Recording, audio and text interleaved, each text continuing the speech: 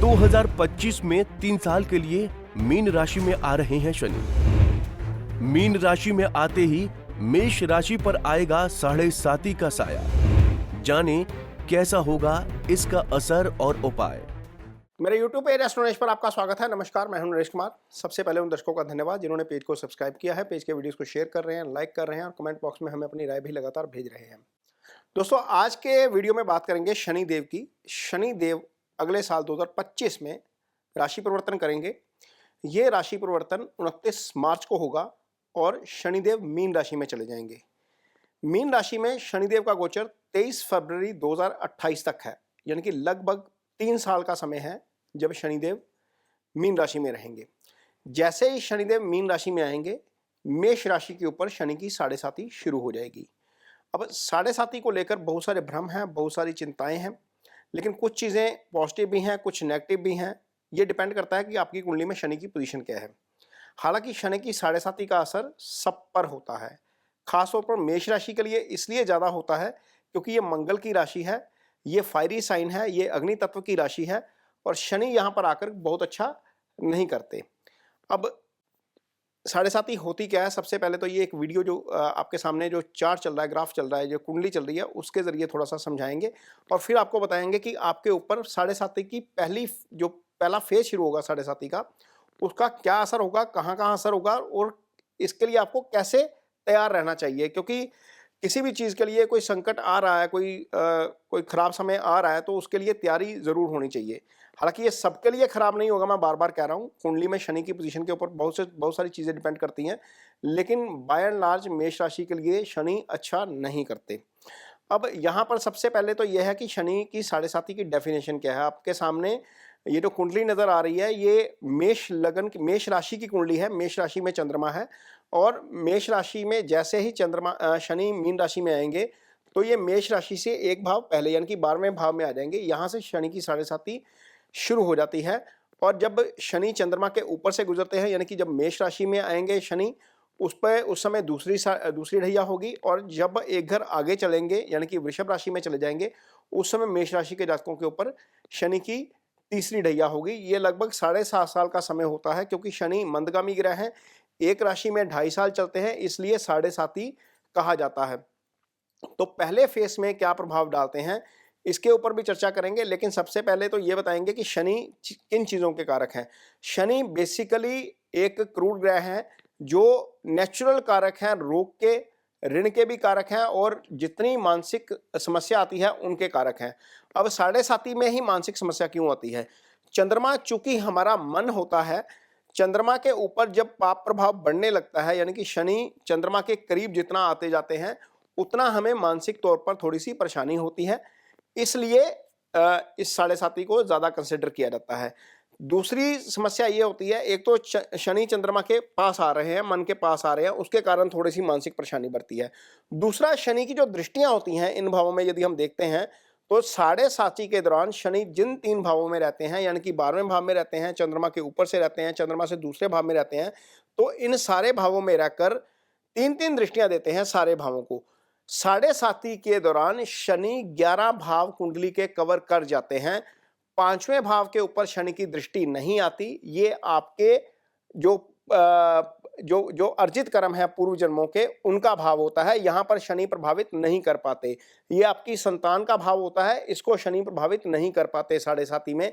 Otherwise 7.5 में शनि का प्रभाव सारे घरों में आ जाता है। ये कुंडली आप देखिए, जब 12वें भाव में है शनि तो तीसरी दृष्टि पड़ रही है दूसरे भाव के ऊपर, शनि की सीधी दृष्टि पड़ रही है 7वीं छठे भाव के ऊपर, शनि की एक दृष्टि 10वीं होती है जो आपके भाग्यस्थान के ऊपर पड़ती है। ये पहले फेस में होता है। अब दूसरे फेस में आप देखिए, कुंडली में जैसे शनि नजर आ रहे हैं, चंद्रमा के ऊपर से जब जाएंगे, मेष राशि में जब आएंगे तो शनि की तीसरी दृष्टि आपके तीसरे भाव के ऊपर पड़ेगी, 7वीं दृष्टि सप्तम भाव के ऊपर पड़ेगी और इसी प्रकार 10वीं दृष्टि आपके कर्म स्थान यानी कि दशम भाव के ऊपर पड़ेगी। इसके बाद जब शनि आखिरी फेस में होंगे, चंद्रमा से दूसरे भाव में गोचर करेंगे तो तीसरी दृष्टि चौथे भाव के ऊपर पड़ेगी, 7वीं दृष्टि अष्टम भाव के ऊपर पड़ेगी और जब धन भाव से गोचर करते हैं तो 10वीं दृष्टि आपके आय भाव के ऊपर पड़ती है। तो इस तरीके से शनि 3 भावों में बैठते हैं, कुंडली के बाकी सारे भाव जो है वो कवर कर जाते हैं। एक भाव जो छूट जाता है वो है पंचम भाव। पंचम भाव आपका पूर्वार्जित कर्मों का भाव होता है, इसलिए वहां पर शनि प्रभावित नहीं कर पाते।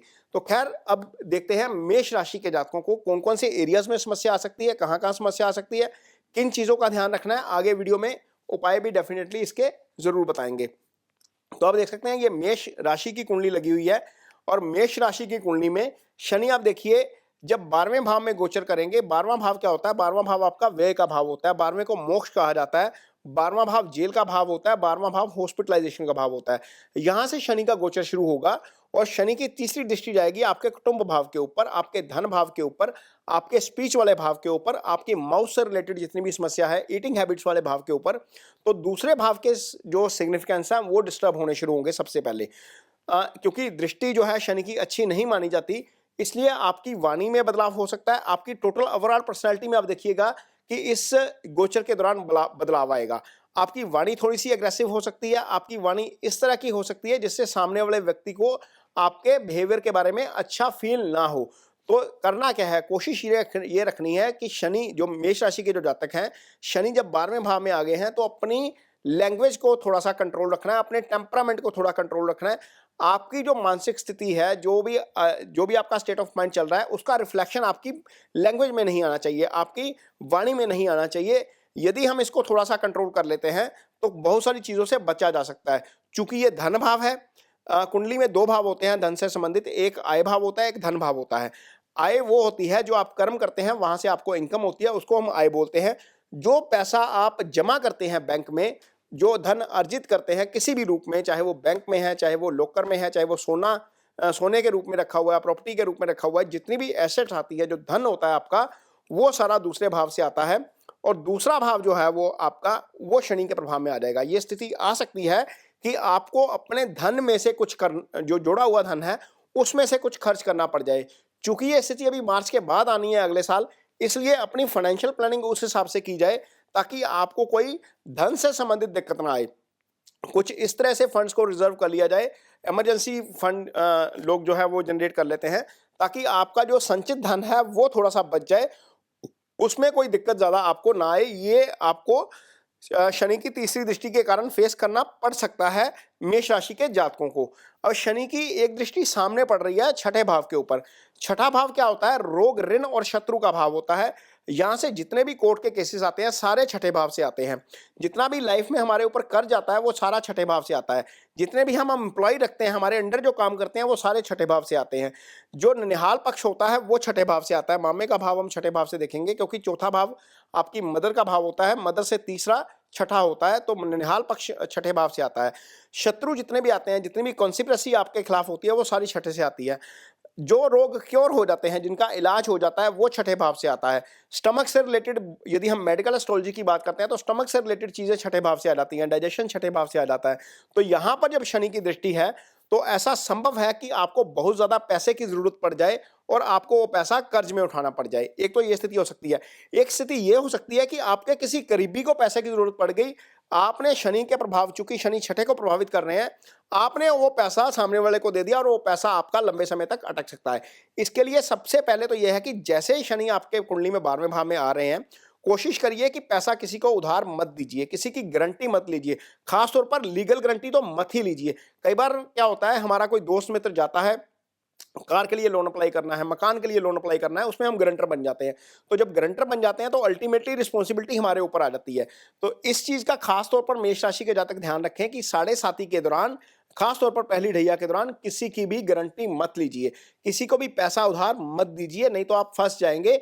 ये छठा भाव एक्टिवेट रहेगा 2.5 साल तक, 23 फरवरी 2028 तक। तो ये स्थिति आ भी सकती है। कोशिश करिए कि इस स्थिति को अवॉइड करिए। और दूसरा काम क्या करना है, यदि आपको कोई छोटी मोटी समस्या हो जाती है, नॉर्मली क्या होता है, हम ब्लड टेस्टिंग करवाते हैं, किसी तरह की टेस्टिंग करवाने जाते हैं, वहां पर कुछ ना कुछ डायग्नोस हो जाता है, हम नॉर्मली इग्नोर कर जाते हैं। छोटे मोटे बुखार की स्थिति में भी हम इग्नोर कर जाते हैं। तो कोशिश करिएगा कि इसको इग्नोर ना किया जाए, क्योंकि यहां सब जब शनि की दृष्टि है, शनि मंदगामी ग्रह है, तो छठे भाव से संबंधित समस्याएं आपको आएंगी डेफिनेटली। और जिनको खासतौर पर आइस से संबंधित समस्या है, उनको खास तौर पर ध्यान रखना है, क्योंकि जिस भाव में शनि बैठते हैं वो भाव आपकी बॉडी में आइस का भाव होता है। राइट आई वहां, लेफ्ट आई वहां से आती है, और जिस पर दृष्टि होगी वो राइट आई आपकी।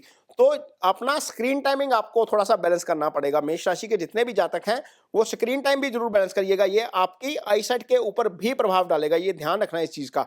और यदि कोई डॉक्टर आपको कुछ सजेस्ट कर रहे हैं, कोई दवा सजेस्ट कर रहे हैं, कोई आपको प्रिकॉशन सजेस्ट कर रहे हैं, प्रिवेंशन सजेस्ट कर रहे हैं, तो वो जरूर आजमाइएगा, क्योंकि अंग्रेजी में कहा जाता है prevention is the better than cure. ये वीडियो का मकसद ही यही है आपको, ताकि आगे जो समस्या आने वाली है या आ सकती है शनि की साढ़े साती के कारण, उसका हम थोड़ा सा जरूर क्योर कर लें, या उस तरीके से हम अपने आप को मानसिक तौर पर तैयार कर लें। ज्योतिष का असल में मकसद ही यही है कि ग्रहों की जो कैलकुलेशन है, जो ग्रहों की मूवमेंट हो रही है, जो गोचर हो रहा है, ट्रांजिशन में कहीं अच्छा हो रहा है, कहीं बुरा हो रहा है, तो वहां पर चीजें थोड़ी सी जरूर ध्यान रखने की जरूरत पड़ेगी। ये एडवांस में वीडियो 6 महीने एडवांस हम इसलिए बना रहे हैं, 7 महीने एडवांस, ताकि मेष राशि के जितने भी जातक हैं वो इस चीज को थोड़ा सा अच्छे तरीके से समझ लें कि आखिर समस्या आएगी कहाँ, कौन सा एरिया ऑफ लाइफ पहली साढ़े साती में इम्पैक्ट हो सकता है। अब अगली जो दृष्टि पड़ेगी शनि की, क्योंकि 12वें भाव में है, तो 9वें भाव को देखेंगे 10वीं दृष्टि के साथ। अब 9वां भाव क्या होता है? 9वां भाव आपके फादर का भाव होता है, 9वां भाव आपका भाग्य होता है। 9वें भाव से हम आध्यात्म का विचार करते हैं, तो 9वां भाव धार्मिक यात्रा का भी भाव होता है। जितने भी सिग्निफिकेंस 9वें भाव के हैं उसके ऊपर शनि की दृष्टि है, यानी कि इसका मतलब यह है कि आपने कोई प्रोजेक्ट शुरू करना है, उस प्रोजेक्ट में डिले हो सकता है, क्योंकि भाग्य साथ मंद गति से देगा ना, मंदगामी ग्रह शनि की दृष्टि इसके ऊपर आनी शुरू हो जाएगी, तो मंद गति से भाग्य आपका साथ देगा, यानी कि भाग्य स्लो हो जाएगा, चीजें थोड़ी सी स्लो हो जाएंगी। ऐसे में क्या करना है? पेशेंस रखना है। चीजें एग्जीक्यूट जरूर होती हैं, लेकिन जो चीज आप एक्सपेक्ट कर रहे थे कि 1 महीने में एग्जीक्यूट हो जाएगी, हो सकता है उसको 2 या 2.5 महीने लग जाए। उस स्थिति में आपको अपना हौसला जो है वो थोड़ा सा जरूर कायम रखना है। कहीं पर धार्मिक यात्रा पे जा रहे हैं, कहीं पर भी यात्रा पे जा रहे हैं, तो कोशिश करिए कि आपके डॉक्यूमेंट्स जो है वो पूरे अप टू डेट हों, आपकी गाड़ी पूरी अप टू डेट हो। कई बार गाड़ी में कहीं समस्या होती है, या कई बार हमारे डॉक्यूमेंट्स में समस्या होती है, तो हमें रास्ते में परेशानी आ जाती है। इस चीज का खास तौर पर ध्यान रखना है। तो फादर की सेहत को लेकर थोड़ा सा कंसर्न रहेगा, यहाँ पर जरूर ध्यान रखिए फादर की सेहत का। अध्यात्म की तरफ आप जाते हैं तो कोशिश करिए कि आप अपना फोकस जो है वो वहां पर बनाएं, क्योंकि शनि की दृष्टि के कारण यहाँ पर हो सकता है कि आपका फोकस बनाने में भी समस्या आए।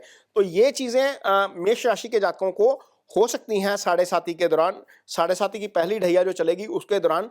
तो इस तरह की जो समस्याएं हैं, आगे हम जब अगला वीडियो लेकर आएंगे साढ़े साती की दूसरी ढैया में, तो दूसरी ढैया के रिगार्डिंग जो समस्याएं आती हैं वो भी आपको बताएंगे, कहाँ पर हम कैसे बच सकते हैं इसकी भी जानकारी देंगे।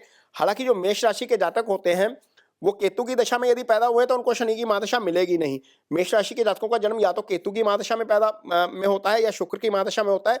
सूर्य की महादशा में बहुत कम जातक पैदा होते हैं, क्योंकि सूर्य का एक ही चरण आता है कृतिका नक्षत्र का मेष राशि में।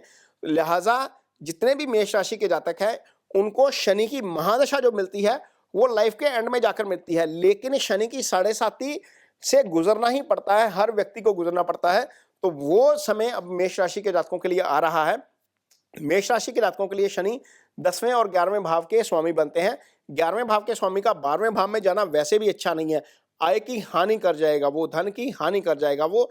इसके लिए यदि आपकी कुंडली में शनि खराब है, शनि की स्थिति राहु केतु एक्सेस में है, शनि पीड़ित है, शनि 6ठे 8वें 12वें में पड़े हुए हैं, शनि सूर्य के साथ पड़े हुए हैं, मंगल की दृष्टि में है, शनि पापकर्त्री में है। कई बार ऐसा होता है कि शनि की एक तरफ मंगल है, दूसरी तरफ सूर्य है, वो स्थिति पापकर्त्री वाली हो जाती है। तो यदि शनि फेवरेबल पोजीशन में नहीं है तो शनि की रेमेडीज आपको डेफिनेटली जरूर करनी चाहिए। काले कपड़े अवॉइड करिएगा, डार्क कलर के कपड़े अवॉइड करिएगा। इसके अलावा ओम शन शनिश्चराय नमः का जप है, शनिदेव का मंत्र है, ये बीज मंत्र है। इसकी जो जप संख्या है वो 23,000 है। आप शनि के 10 माला डेली करेंगे तो ये लगभग महीने में आप जो है वो पूरा कर देंगे इसको, शनि के मंत्रास को। ये आपको डेफिनेटली जरूर करना चाहिए। इसके अलावा शनिवार 7 शनिवार कम से कम जरूर जाइए शनिदेव के मंदिर। शनि शिला पर छाया पात्र में अपना फेस देखकर तेल अर्पित करिए। काली उड़द की दाल डोनेट कर सकते हैं। आपके अंडर जो एम्प्लॉय काम करते हैं उनके साथ थोड़ा सा आपका कोर्डियल बिहेवियर यदि रहता है तो वो भी आपको शनि के अच्छे फल देता है, क्योंकि जितनी भी लेबर क्लास है आपके अंडर, जितने भी मासेस हैं, शनि मासेस को रिप्रेजेंट करते हैं।